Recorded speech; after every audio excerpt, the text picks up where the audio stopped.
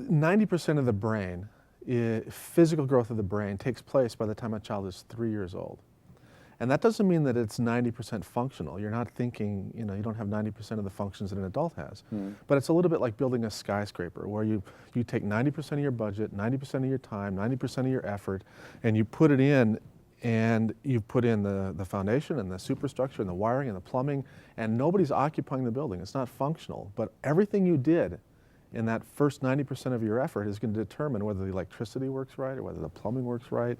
The brain is most able to change and make appropriate connections early in childhood. It continues on in life, but the brain is most plastic, most moldable during those early childhood years. And so that's why it's so important for early childhood programs to be very focused on the developing brain.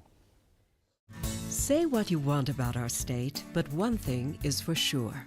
Oklahoma has a tradition of being a pioneer. Back at the turn of a previous century, new settlers took part in a run to state-claimed land that would evolve into farms, ranches, and cities. Then, the discovery of oil ushered in a new era that built fortunes and great companies. Now we're establishing a reputation in another area. Oklahoma is becoming known as one of the pioneers in early childhood development. Today, we meet a few individuals who have chosen to make a difference by planting the idea of early childhood development across our state. These are some of the gardeners who are helping to bring in a new era of hope, excitement, and prosperity to Oklahoma, one child at a time. After you look at the research, and my conclusion, starting as a bit of a cynic on this subject, is one that it's a no-brainer. Whether it's research that's been done longitudinally over people's lives for 20, 25 years, or it's the latest study that came from research that was conducted last year, all of it provides a very compelling case for making this early investment in our most precious resource. We say it, that kids are our most precious resource. This is a way for us to demonstrate it. It's all about compound interest.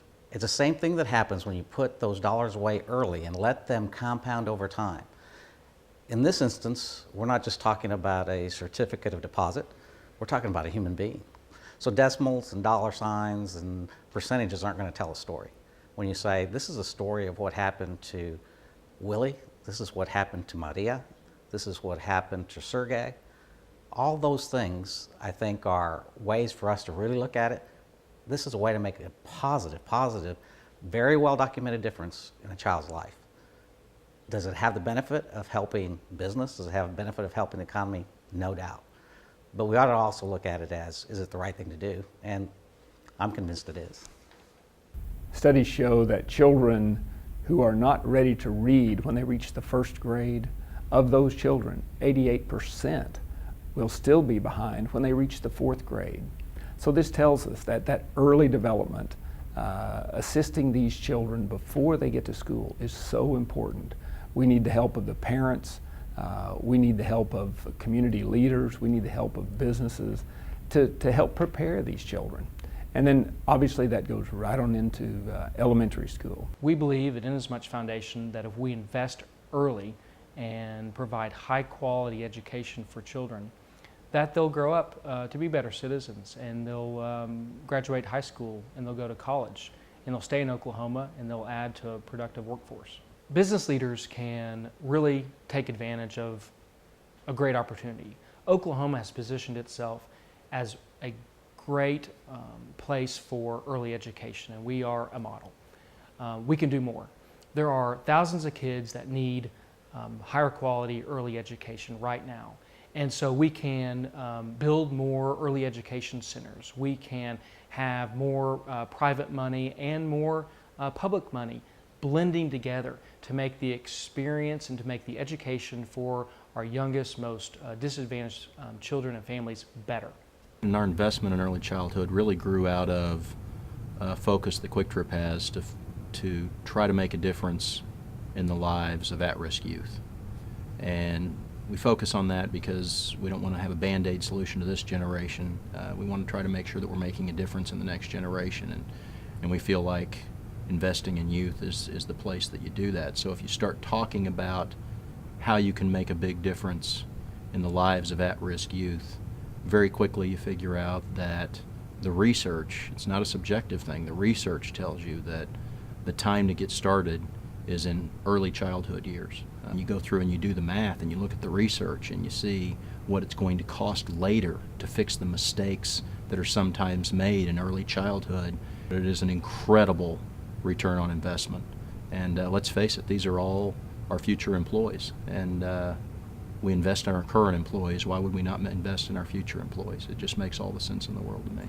From a personal basis, I have seen that investing in early childhood has been a good thing. 10 years ago, I lost my daughter and my son-in-law in a car accident, and suddenly I was a parent of a 3-year-old, hadn't had to look for child care in a long time, and I was so fortunate to find a child care there in Bartlesville that I could leave that child at and feel very comfortable about leaving him there and going to work. When I went to work, I knew he was going to be taught, I knew he was going to be nurtured, and I knew that he was going to be fine when I got through at the end of the day. That made me a more productive worker. That made me at ease when I left him there in the morning. And I think that's what parents are looking for now.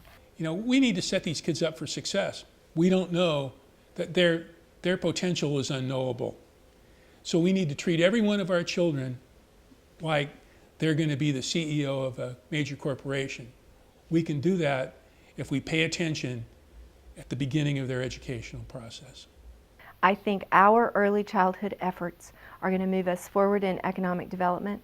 I think we're going to be known as a state that values its youngest citizens and a state that has learned how to put together partnerships with business communities, with the education community, with the philanthropic community, with the faith community. I think we are going to be the state that leads. So you've got to make a choice. You've got to try to figure out what is going to make the biggest difference in our community and the communities that we serve. And there's no doubt in my mind that if you have $1 and that's all you've got to invest, this is where you put it. Today, you've met just a few of a growing group of leaders who are responsible for all of the good news about Oklahoma's Early Childhood Initiative. Now we ask you to join them with your time, with your talent, with your checkbook. It may be an act of seed faith, but ask yourself, what would you like to grow in your garden? How you answer may determine the outcomes for our children and our state for generations to come. Make a difference. Plant a seed. Give.